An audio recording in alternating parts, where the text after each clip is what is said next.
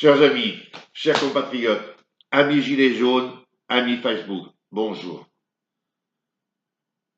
J'ai attendu un peu pour faire cette vidéo, parce que le 27 au soir, j'avais vraiment pas la pêche. Le 27 décembre 2018, c'est une date qui nous restera, toujours. À chaque fois que je passerai à un grand rond-point, je penserai à toi, Olivier.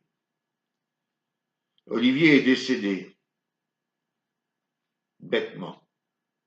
Il ne méritait pas, tout le monde meurt un jour, mais il ne méritait pas de mourir comme ça. Nous sommes partis donc vers 14 h de la chambre funéraire. Il y avait quasiment 200 voitures. Et avec du monde dans les voitures, bien sûr. Il y avait 100 ou 150 motos. On est parti de la chambre funéraire en direction du campanile. On ne pouvait pas le mettre en terre sans passer au campanile. Et ceux qui ont eu cette idée-là, ben c'est bien. Je n'ose mesurer la douleur de ces vieux amis. Oui, ces vieux amis qui le connaissent depuis 10 ans, 20 ans, 30 ans. Moi, je le connais que depuis les Gilets jaunes. C'était quelqu'un d'attachant. Je pense qu'on pourrait dire que ami d'un jour, ami pour toujours. Voilà ce que je peux dire sur Olivier, comment je l'ai ressenti. Quelqu'un de fédérateur. Il a su fédérer autour de lui une équipe qui était prête à partir sur Mars s'il fallait y aller. Il était devant et nous suivions. Caro également est une battante. Alors, je pense même qu'il avait dans ses gènes, oui, dans ses gènes, la camaraderie, la fraternité. La fraternité, pour Olivier, ça voulait dire quelque chose. Il avait de l'humanisme. Alors, il avait cela dans ses gènes. Macron, pardon, excuse-moi, je l'ai pas fait exprès. Arrête de te débarrasser et de rabaisser le peuple français. Arrête, Manu, d'insulter la France et son peuple de Gaulois, soi-disant réfractaires, comme tu l'as dit. Alors, moi, je vais vous dire, le Manu, le vaniteux, le Manu imbu de sa personne, de sa petite personne. Le Manu, il aime le faire voir, le paraître. Il aime être adulé. Et ça, c'est pas moi qui le dis. Écoutez, sur YouTube, il y a une vidéo. Vous tapez YouTube Macron. Non, pardon. Sur YouTube, vous tapez Macron psychopathe.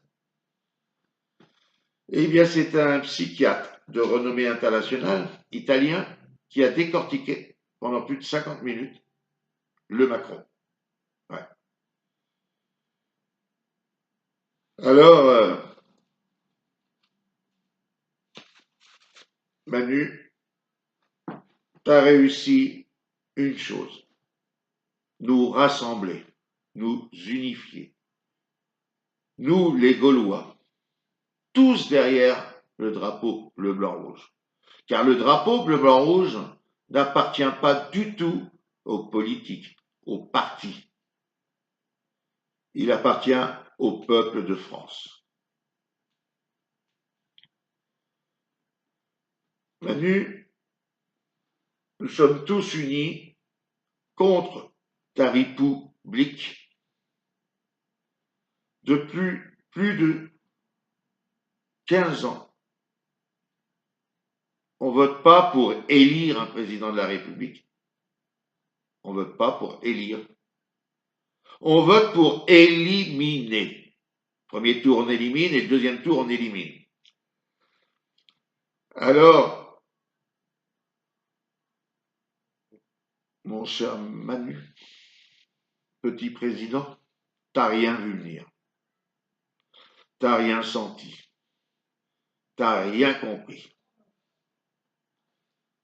Comme tu te demandes si tu étais intelligent, et là j'y reviendrai, hein, je vous expliquerai pourquoi. Rappelle-toi toujours qu'au premier tour des élections présidentielles, tu avais fait 17,50%, non pas des votants, mais des inscrits. Ce qui veut dire que tu avais quasiment 80% de gens qui au premier tour ne voulaient pas de toi. Alors comme tu...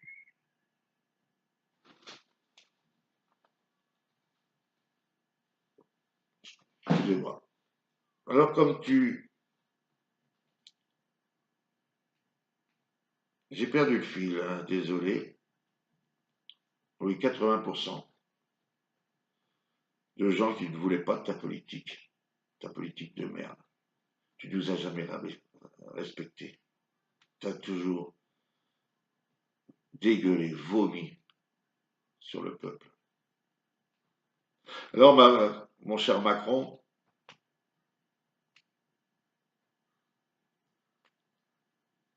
derrière les gilets jaunes, qu'y a-t-il? Des gens qui n'ont jamais fait de politique. Des gens de la France insoumise. Des gens du Rassemblement national. Bien entendu, le PS et les LR, on en a récupéré. Pour ces deux-là, c'est devenu des groupuscules, donc c'est normal qu'ils aillent ailleurs. Et ils vont, en fin de compte, tous ensemble, pour un seul combat. Dans nos revendications, nous l'avons le RIC, référendum d'initiative citoyenne, appelé par d'autres référendum d'initiative populaire, mais c'est exactement la même chose.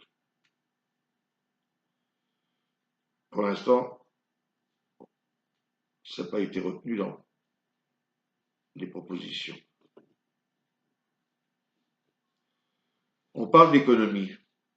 On dit que le peuple français doit faire des sacrifices, se serrer la ceinture.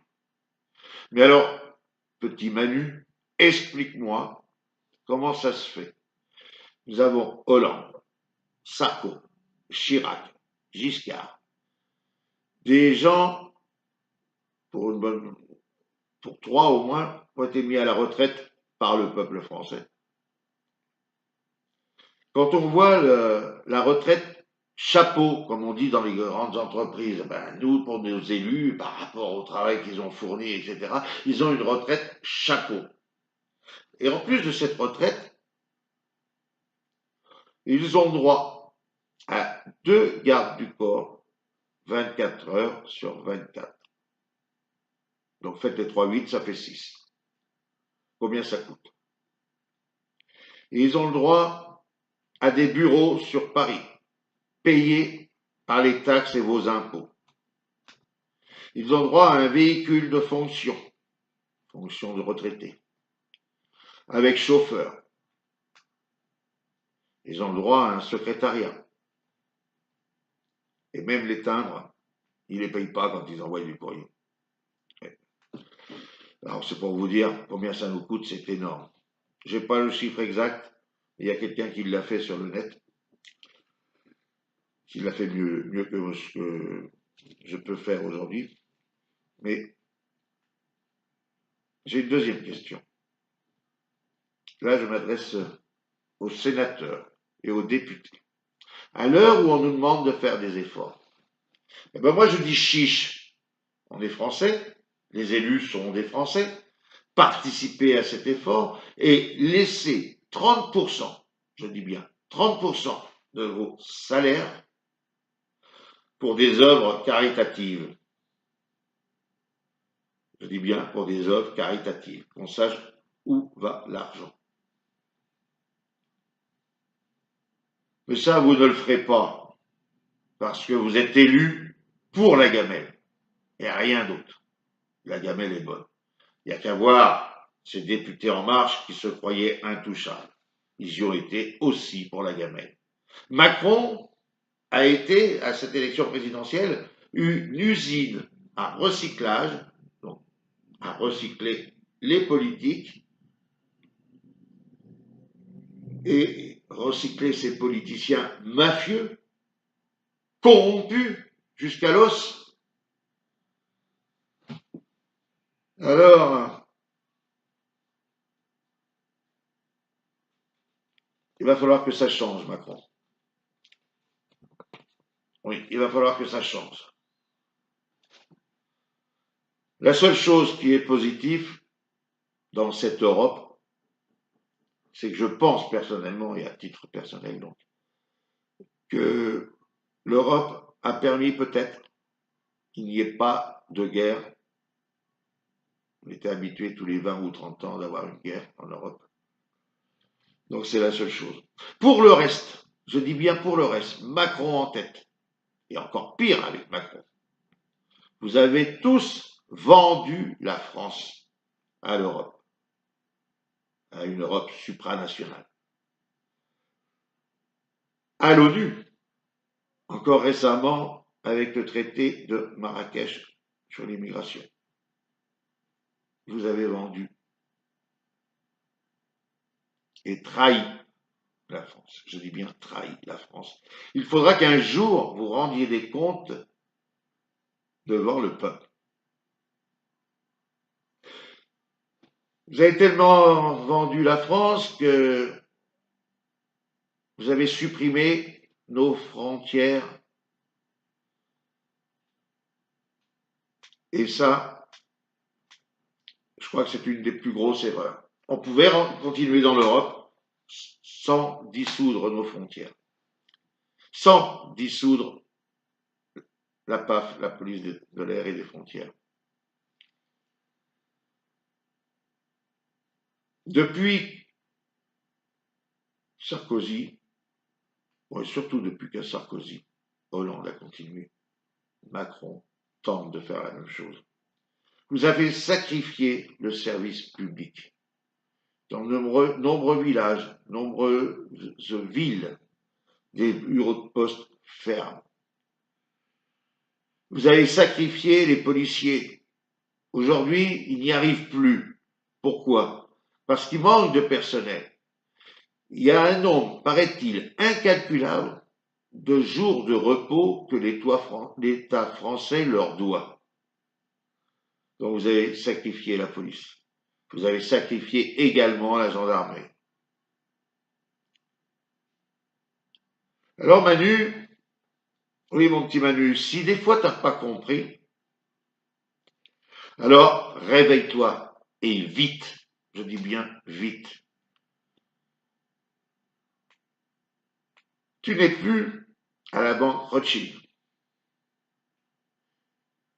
qui te couvrait tes erreurs, couvrait ta façon de faire, ta façon d'agir. Certains même essayent de couvrir en ce moment les casseroles qui te traînent au cul. Eh oui, Manu, t'as des casseroles. Je suis pas un donneur de leçons parce que moi j'ai aussi des grandes casseroles. Mais je reste, je dirais, un militant gilet jaune de base. Certains politiques, donc véreux, t'ont soutenu. Tu as fait en sorte de les remercier. Et tu as fait un beau cadeau au patronat. Tu n'es pas le président des riches, car certains riches se font ceinture dans le sens où ils ne peuvent pas investir comme ils le voudraient dans l'économie de la France. Je parle bien des petites entreprises, commerçants, artisans, PME. Le grand patronat, tu es donc le président des très riches.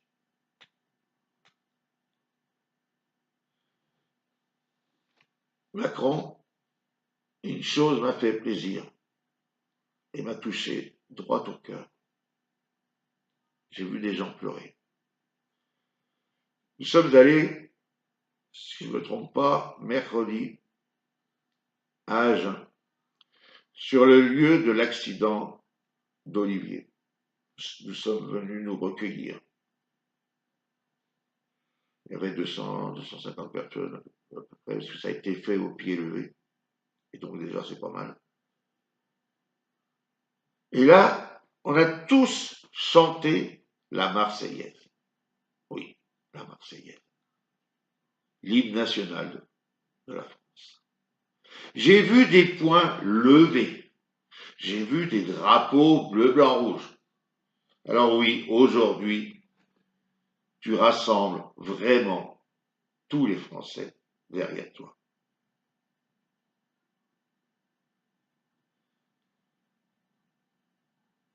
Alors, ce drapeau, ça fleure bon la France.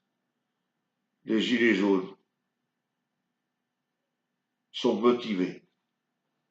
Et début janvier, nous allons en remettre une couche.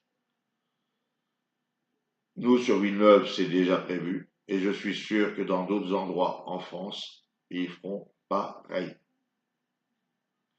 Je parlais d'économie. Je vais vous donner deux exemples. Pris un peu, je dirais pas au hasard, mais des choses que je maîtrise. Un directeur de centre de détention, un directeur de maison d'arrêt, ont une prime annuelle, qui est calculée par rapport au prorata, je dis bien au prorata, du nombre de détenus. Plus il y a de détenus, plus la prime est importante. J'ai vu où je suis passé, et après je me suis renseigné pour d'autres secteurs. Moi où je suis passé, le directeur avait entre 30, 40 ou 50 000 euros. Mais ça pouvait monter jusqu'à 80 ou 90 000. Donc cette prime-là, elle se justifie. Pourquoi? En rien. On ne peut pas la justifier. On demande de faire ceinture. Eh bien, c'est aussi aux hauts fonctionnaires de l'État de participer à l'effort national. Pour moi, c'est clair et je suis sûr que pour tous les gilets jaunes, pour le peuple français, c'est exactement la même chose. Pourquoi il y aurait que nous qui vivrions, nous vivotons plutôt. Alors, ça méritait d'être dit. Après, je vais vous donner un autre exemple sur un département français que je connais bien, la Guyane.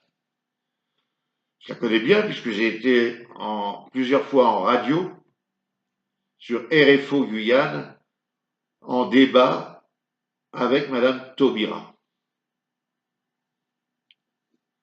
J'aime pas Madame Taubira particulièrement. La seule chose que je donnerais à son actif, c'est qu'une femme très humaniste. Et, n'en déplaise à certains, c'est la seule qui, en pourcentage, a augmenté le plus le personnel carcéral, le personnel des SPIP, c'est-à-dire les agents d'intervention et de probation, quand la personne est en conditionnel, comme moi. Et c'est vraiment elle qui a augmenté le plus. On peut prendre sur 15 ans, 20 ans en arrière, il n'y a jamais eu une progression aussi importante. Alors ça méritait tout de même d'être noté. Alors pour la Guyane, vous avez il y avait en 92 un sénateur. Il y avait 2 députés, un président de conseil régional, un président de conseil général, 40 communes, donc 40 maires. Et aujourd'hui, on a ouvert la pompe encore un peu plus. Oui, on a ouvert la pompe parce que aujourd'hui, si je ne me trompe pas, de mémoire, vous avez 2 sénateurs, vous avez 3 députés, vous avez toujours les 2 présidents de région, vous avez toujours les 40 maires. Et combien ça nous coûte? Un député de l'Assemblée nationale outre-mer peut coûter entre 30 et 40 000 euros par mois à la France. Alors, ils aient des primes par rapport au déplacement et on peut comprendre que le député a besoin de faire des allers-retours sur sa circonscription et sur Paris. Mais quand on voit quand même les salaires qu'ils ont, ça c'est une chose où moi ça passe pas.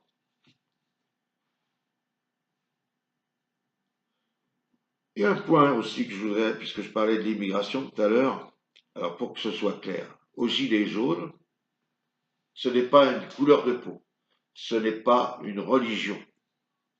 Aux gilets jaunes, nous avons fait l'unité du peuple, des ouvriers, des commerçants, des agriculteurs. Quel que soit le niveau social, la liste n'est pas exclusive.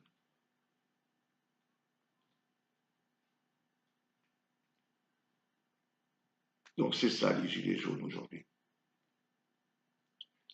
J'ai encore 2 points à développer. Je fais une proposition. Et là, je m'adresse uniquement aux gilets jaunes et à ceux qui les soutiennent, mais pour tout un tas de raisons ne peuvent pas venir avec nous. Parce que dans les ronds-points, il faut quand même le noter, j'ai vu une femme, l'autre jour, elle me donne 3 camemberts, parce qu'elle savait que les gens mangent sur place. Une autre qui est venue avec 10 baguettes, une autre qui vient avec des croissants et des chocolatines. Donc c'est ça les gilets jaunes, la fraternité, la camaraderie. Eh bien, la proposition que je vais vous faire, c'est, on parle tout le temps des casseurs dans les manifestations. Alors nous avons peut-être le moyen d'empêcher d'avoir des casseurs dans une manifestation, dans une action que l'on peut organiser simplement et facilement. Je m'explique. Vous avez Paris. Autour de Paris, vous avez le périphérique et qui part sur différentes autoroutes. Vous avez Bordeaux, qui a une grande rocade et qui part également sur différentes autoroutes. Vous avez, je dirais, Agen, il y a aussi une rocade. Toulouse, vous avez une grande rocade qui tourne autour de Toulouse et qui va sur différentes autoroutes. Lyon, pareil. Alors, nous pourrions faire avec nos voitures des opérations escargots sur ces points-là. Alors, dites-moi si c'est quelque chose qui pourrait nous intéresser et à faire éventuellement pour éviter justement ces casseurs. Après, il y a peut-être aussi autre chose. Quand on sait qu'une personnalité va prendre tel ou tel avion, ben pourquoi ne pas faire opération escargot aux arrêts au port? Reprenez CDG, Charles de Gaulle. L'aéroport, c'est pareil, vous faites le tour. Faites une opération escargot, là. Et là, je pense que le pouvoir en place devrait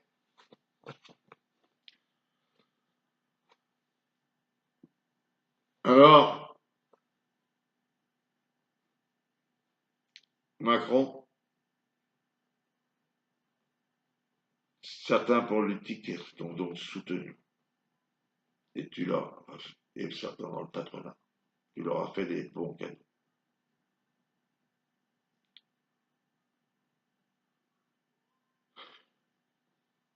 Comme je le disais. Et ça ne peut pas continuer comme ça. Je ne sais pas ce qui va se passer. Mais méfiez-vous aussi de tous ces médias qui manipulent l'information et qui manipulent les gilets jaunes.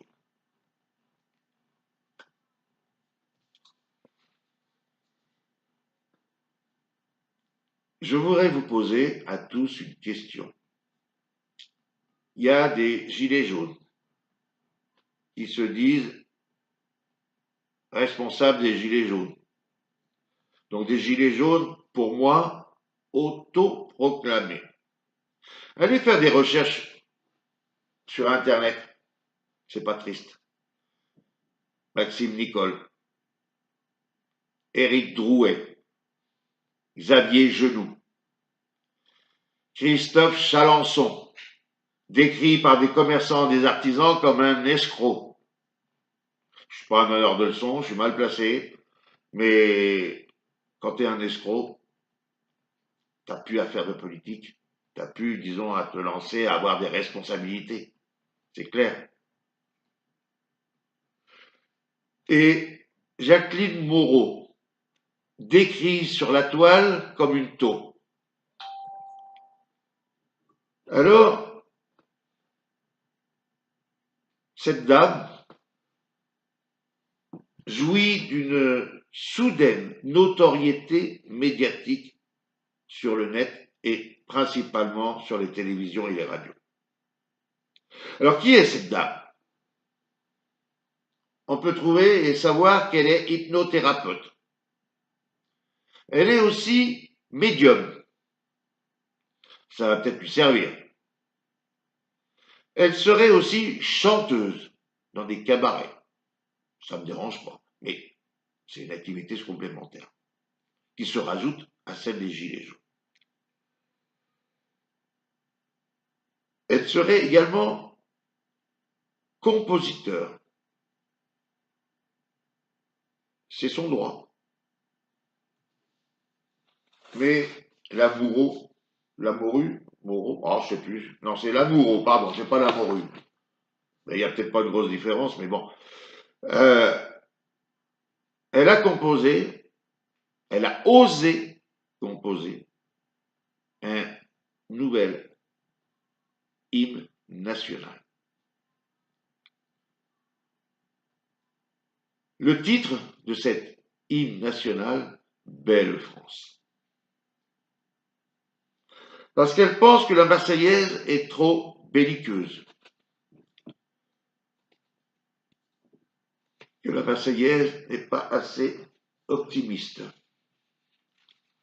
Alors, je pense, moi, que certains soldats morts pour la France, 14, 18, 39, 45, et les envois de militaires dans différents pays actuellement, ces morts pour la France doivent se retourner dans leur tombe quand ils entendent des choses comme ça. Avec de tels abrutis au pouvoir, ils auraient pu, s'ils avaient voulu, savoir qu'un tel a été condamné, qu'un tel... La notoriété réelle de ces gens-là, avec le service de renseignement qu'ils ont, alors pourquoi ils ne l'ont pas fait? Tout simplement pour nous manipuler. Et ils sont à la solde, je dis bien, ils sont à la solde de Macron. Je n'ai jamais vu une vidéo faite avec le secteur où ils sont, le secteur où ils ont été élus. Alors moi, chers mesdames et messieurs, vous qui vous présentez donc comme des gilets jaunes autoproclamés, donnez sur YouTube ou ailleurs une preuve que vous avez été nommé. Je dis bien nommé parce qu'on n'élit pas chez les gilets jaunes, on nomme et on fait comme à Villeneuve, nous on s'est structuré en association. Donc on attend de voir. Le dernier point que je vais aborder, j'en parle depuis le 19 ou le 20 janvier, et un peu plus tard, j'ai fait des vidéos dans ce sens. Alors, pour ce que je vais dire, je n'engage que moi. Je ne parle pas du tout au nom des Gilets jaunes. Mais nous avons, je l'ai déjà dit, une arme dans les mains. Pas une arme qui tue, mais une arme qui détruit. Déjà, si demain il y avait des législatives, avant les européennes bien sûr, la République en marche, il y en a beaucoup qui ne se représenteraient pas, de peur d'avoir des vestes.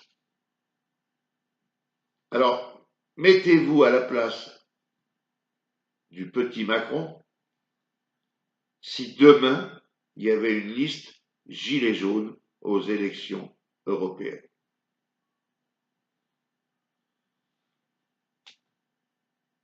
La peur pourrait changer de camp.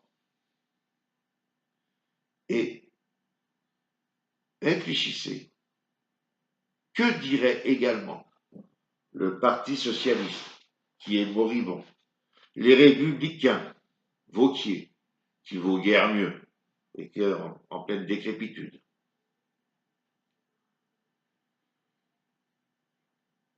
Que dirait la France insoumise et le Rassemblement national?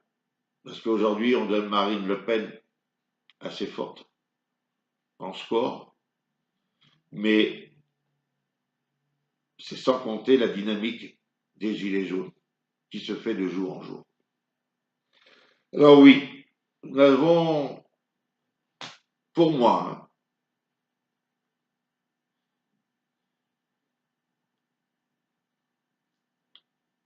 il y a aussi un truc qui me revient. Nous avons Philippot, l'ancien du Front National, qui propose la main tendue aux Gilets jaunes, une liste patriote. Ben, mon cher Macron, mon cher Philippot, le blanc-rouge, ça nous appartient. Et c'est pas au parti de dire s'ils sont patriotes ou pas, parce que les premiers patriotes, c'est le peuple français. Il n'est pas encarté dans aucun parti. C'est ça pour moi un patriote. Les patriotes aujourd'hui, ils se rassemblent, ils s'unissent derrière les Gilets jaunes et derrière la République. Parce que les Gilets jaunes sont respectueux de cette République, respectueux de ses lois.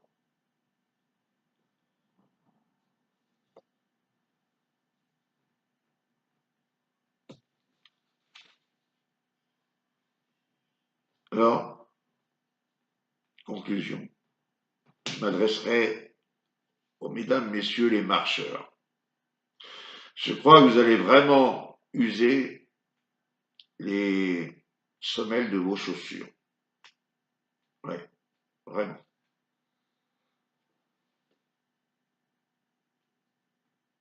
Beaucoup ne vont pas se représenter, je le disais. Aujourd'hui, l'Assemblée nationale est une chambre d'enregistrement. Beaucoup de prérogatives sont révolues. Alors,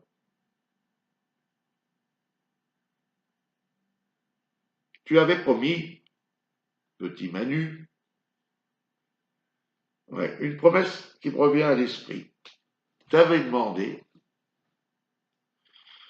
que tout politique qui se présenterait devant les électeurs devrait avoir un casier judiciaire vierge. On attend encore cette loi. Tu as la famille Balkany et consorts, Juppé, et puis il y en a aussi à gauche, qui ont été condamnés par la justice. Eh bien, ces gens-là, moi, j'estime qu'ils n'ont plus le droit d'être candidats à des élections. Mais j'ai une preuve que je vais vous énoncer qui prouve que le système, en fin de compte, se protège. Je suis un citoyen qui a connu la prison.